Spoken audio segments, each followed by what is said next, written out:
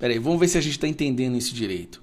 O Zelensky é convidado a ir à Casa Branca para assinar o Tratado de Paz que ele já havia concordado antes de entrar no avião, tanto ele quanto Putin. Chega lá, diante da imprensa americana, imprensa internacional, zomba e basicamente provoca os Estados Unidos, o país que mais tem ajudado eles com dinheiro e armamento.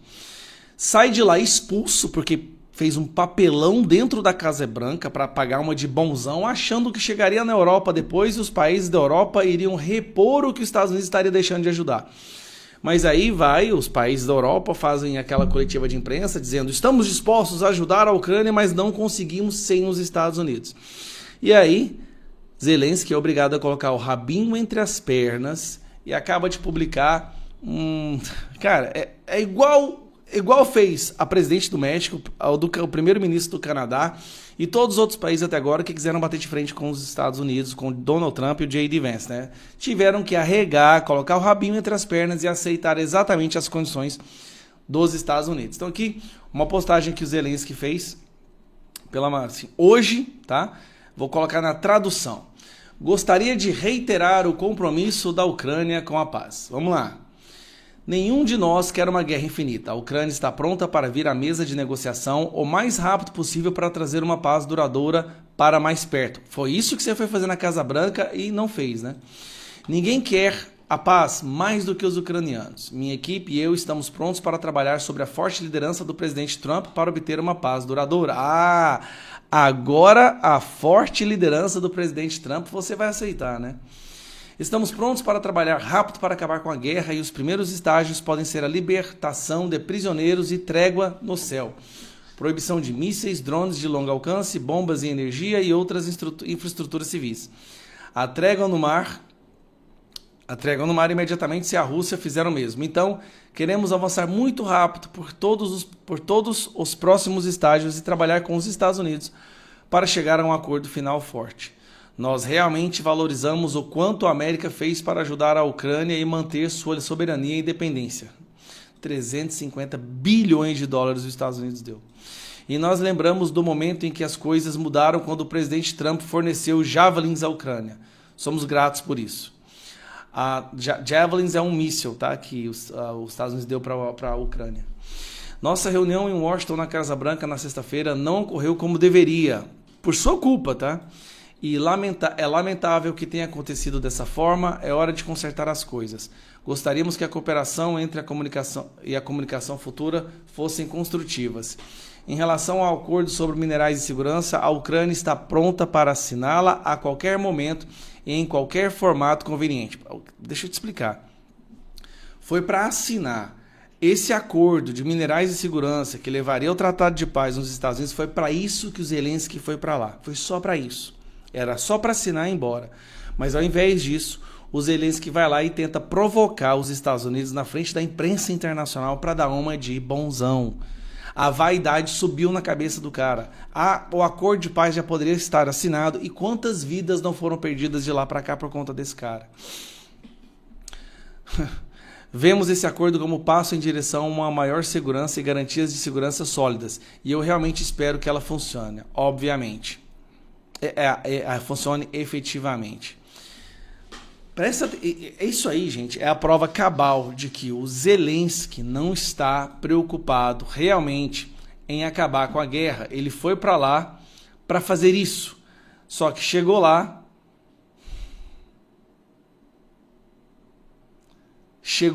E decidiu provocar, zombar dos Estados Unidos, basicamente fazer ameaça contra os Estados Unidos no Salão Oval, em frente à imprensa. E o J.D. Vance e o Donald Trump não deixaram barato. Aí, Donald Trump falou que não ia mandar mais dinheiro e mandou cortar toda a ajuda militar. Sem a ajuda militar, a Ucrânia não ia sobreviver à invasão russa por 2 semanas.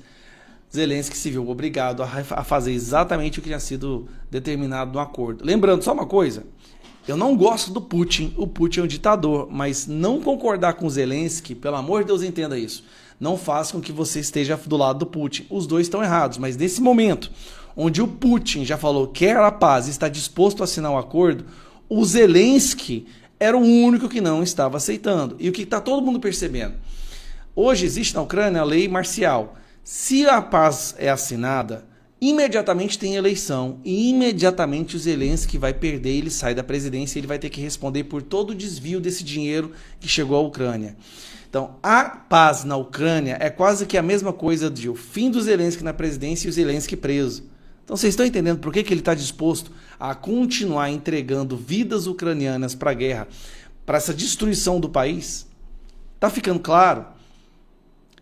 Putin é um ditador. Beleza, a gente concorda nisso. Zelensky se transformou em um aproveitando a guerra.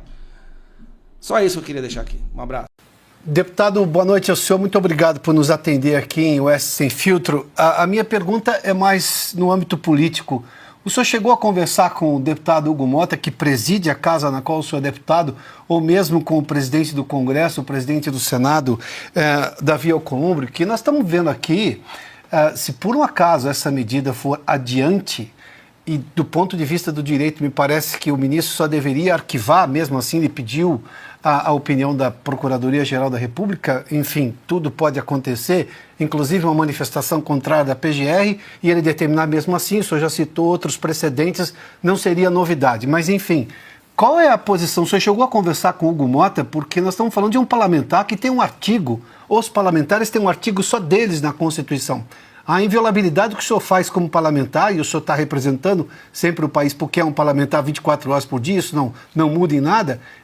O senhor teve alguma conversa com o deputado Hugo Mota, pelo menos? Não, Adalberto, não tive.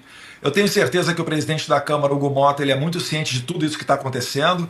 Ele certamente tem uma opinião sobre isso tudo, mas é difícil imaginar, me colocando no lugar dele, que ele consiga brecar essa ânsia persecutória do Alexandre de Moraes. Né? Eu ficaria só com o Hugo Mota porque o Davi Alcolumbre é presidente do Senado, então a esfera de atuação dele é com relação aos senadores. Mas o que o Hugo Mota poderia fazer, caso Alexandre de Moraes decretando a minha prisão, é colocar em votação para que seja decidido pelos deputados sobre a manutenção da minha prisão ou não.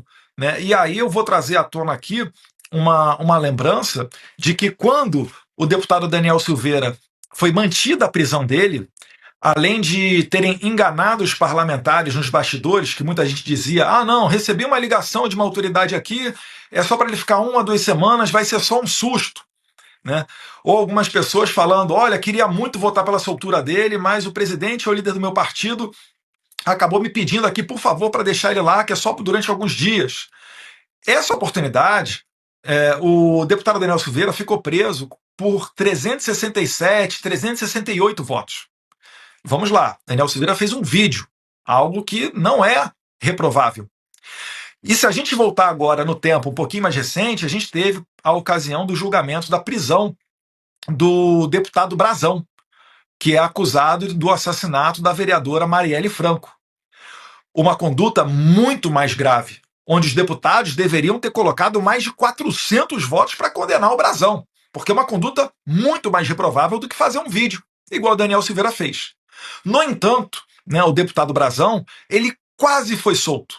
Por pouco, por cerca de 20 votos, o deputado Brazão acabou não sendo liberado. O que eu quero dizer com isso?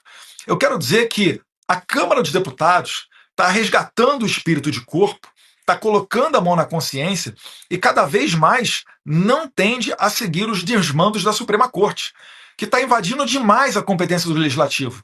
E é uma loucura imaginar que ministros do STF venham a pisar no terreno político e não sejam alvo de críticas, igual todos nós que somos deputados acabamos sendo. Até vocês aí da Revista Oeste, que são jornalistas, quando vocês emitem a opinião de vocês, vem gente dando bordoadas de tudo quanto é lado. E a gente entende que isso é natural da democracia. Né? Insano é imaginar que o ministro da Suprema Corte vai pisar no terreno político e vai ficar livre de ser criticado. Né? Não vai. Prova disso é até que o Alexandre de Moraes não consegue sair na rua, ele não consegue ir no restaurante. Ele também está vivendo uma prisão dentro da casa dele ou apenas indo para ambientes controlados. Eu sei que até em eventos fora do país ele quer olhar a lista das pessoas que vão estar no jantar privado com ele. Olha só, veja se isso daí é uma vida feliz. É claro que não. Agora, ele, por algum motivo, um sentimento pessoal, uma pressão violenta de alguém de fora, não sei, né? Ele insiste em sempre dobrar a aposta. Então, como nós não temos saídas, a gente vai também fazer o possível para ver se a gente consegue segurar ele. Claro. Mais de 97.500 telas interessadas aqui na nossa discussão. Carlo Cauti, uma pergunta também para o deputado Eduardo Bolsonaro?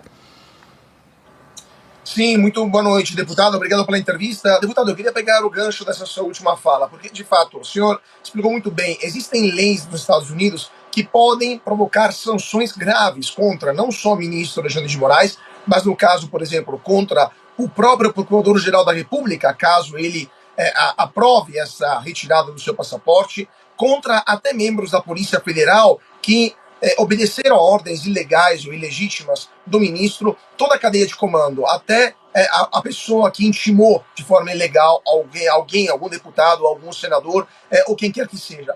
Na sua opinião, por que essas pessoas, sabendo do que pode acontecer, estão insistindo, estão continuando a atuar dessa forma claramente ilegal, evidentemente ilegal, e não aliviam, não mudam de posicionamento? Afinal, Trump ganhou, mostrou que não está de brincadeira, e isso terá consequências. Por que, na sua opinião, eles insistem nessas ilegalidades?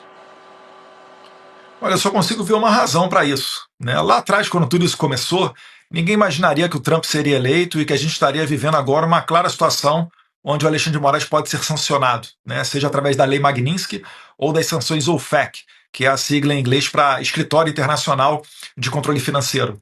Então, lá atrás, ocorreu meio que um acordo, é o que eu imagino, né? É a única hipótese que eu consigo pensar.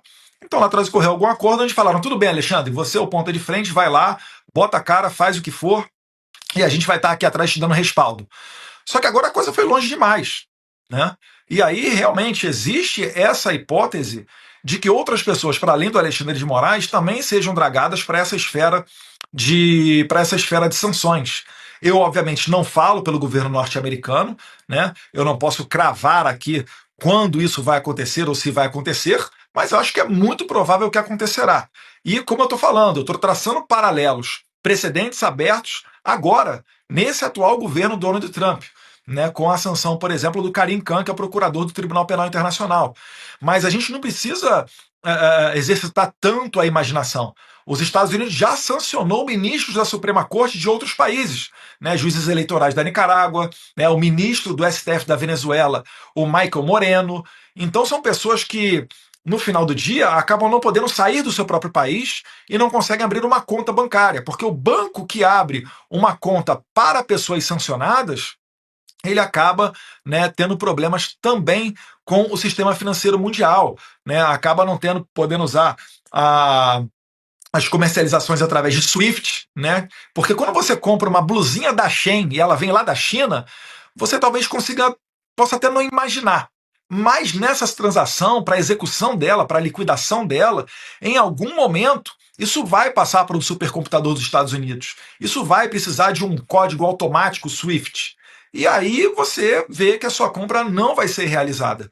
E as sanções OFAC, vale a pena dizer, todas as pessoas que contratam com um sancionado ou que têm alguma relação de proximidade com ele, também tomam as mesmas penalidades.